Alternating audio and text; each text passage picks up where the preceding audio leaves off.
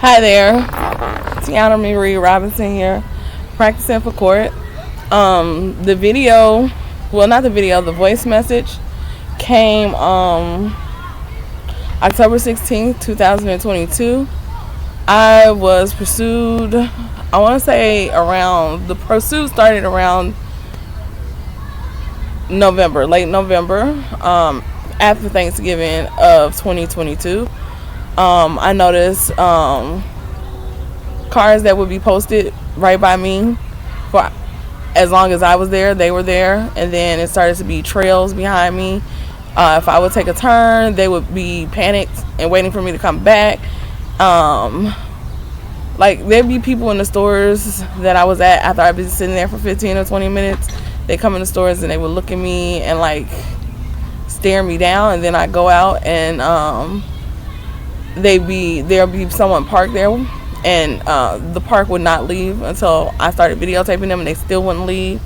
And when they did leave and I get their license plates on camera, the person who was staring me down for 20 or 30 minutes in the store would finally come out, and then they would talk and they would stare at me and talk and stare at me, and then I would literally wait them out and show them, take off my shoes and lift them up, put it in the window and show them I'm not going anywhere. I'm going to sit here and see where you're going. I have plenty of footage of them being foiled by me. I would stop just for no reason. Then they would stop too, and they would just sit there and be like, what are we going to do next? So, again, my Facebook Messenger had been contacted by her directly prior to this. I didn't find this voicemail until after my incarceration, because it was in the spam portion of my not people you should know. It was in the spam portion of, so on Facebook you have messages, regular messages from people you know, and I had mine set to where people who were friends of friends could contact me. And since she was a friend of a friend, she could contact me and it would go to another section of messages, but it wasn't the spam section of messages. The spam section of messages is people who don't know you and don't have nothing to do with you, but they're reaching out to you. And that's where the fake page message came from. It came from Lucy, Luz, Lucy, Luz, Luz.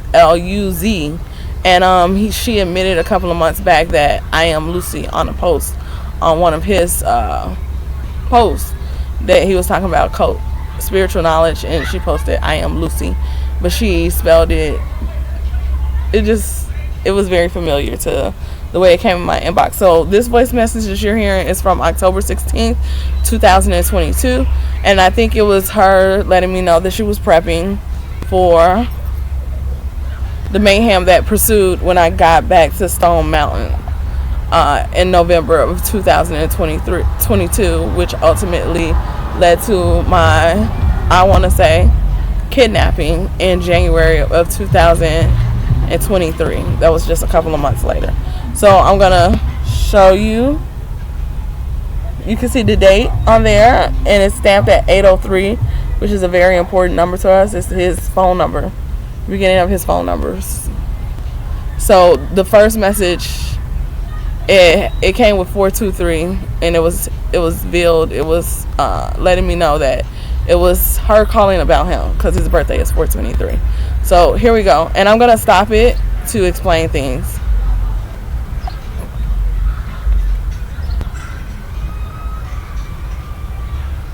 Yeah, I wasn't gonna say nothing because honestly, I wanted to just let you just die by yourself, but I'm gonna.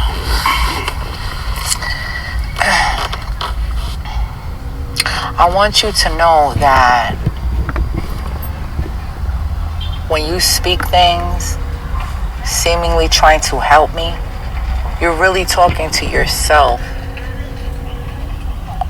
So when I speak things trying to help her, I'm literally being nice, telling her in a very nice way, please get out of my inbox, I don't know you.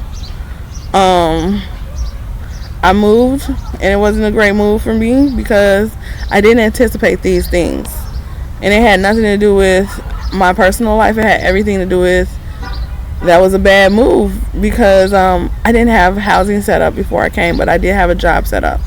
That was the only thing. Also, what about your kids? You got older kids. My kids are younger than her. One kid is younger than her, and I've had older children, and I know how it can be when they're graduating 8th grade. They want to graduate with their classmates, their cohort, and not only that, they've been there that long. And you guys look like you have a really great life from what I see. Because you looked me up, so now I'm looking you up. You look like you have a tremendous life. Why would you up and move those kids? From a great foundation and from an educational standpoint, when I did see the one picture of her children, because before she didn't have children at all posted on her page, because that's a huge no-no in the occult industry. If you're always fighting and arguing with other occult practitioners, family pictures are not something you want to put up, because they do very bad things to family pictures. So she didn't have any family pictures of her children prior to me being his friend, and always posted my kids, because my page used to only be for family and friends. I opened it up once he and I began to be business partners and opening up our business venture. I didn't see any reason with taking down what I already had or stopping posting the way I was posting, because at the end of the day, I'm still a normal, regular American, everyday citizen with a very civil servant job and a very boring life. So who would be my enemy? Okay, so I'm gonna go back. I'm gonna fast forward a little. I wasn't gonna say nothing because I would never disrupt my children's root and security by running to a man. I was not running to a man. I left Chicago because I've been there for 40 years, and it was one of my bucket list dreams to move and relocate to another city. Also, I left Chicago because in Chicago, I am a string major. I play violin and viola, and I've always wanted to teach a string orchestra. There are very little opportunities for the type of music teaching that I dream of doing. And in Atlanta, they have a few schools that do have string orchestras. Now that I've been there, it's really hard to get teaching positions there because so many people are so educated and so inclined that it makes it a tough market, which was something I was very much ready for anyway. I've been teaching for more than 15 years, and I have so many talents. So I knew I would fare well. You are eager to be ended. Broken you are is the fact that you spoke of my children. I don't need you to help me. I'm not going to do what you've done. I'm not going to make choices that you've made. I love myself. I had to learn to, though. And I had to go through things to do that. And I love myself, and I love my children even more. I would never disrupt my children's root and security by running to a man. I don't need anybody. I have every single thing that I need, emotionally, physically, materially, mentally. I have everything.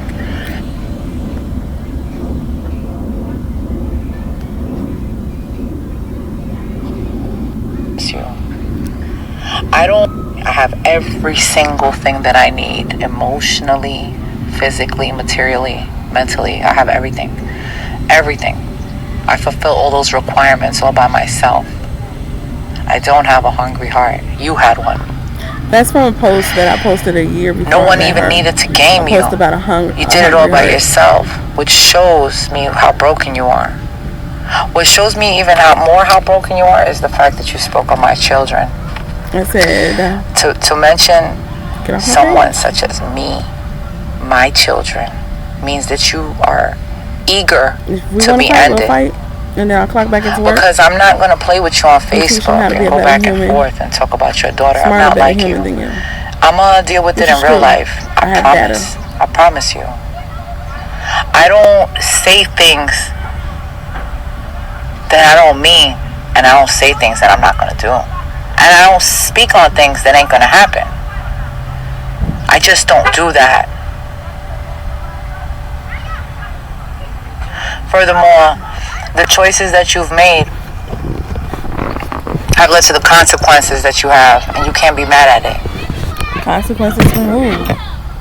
Probably in a couple years from now, you're gonna look back and see that that man never misled you.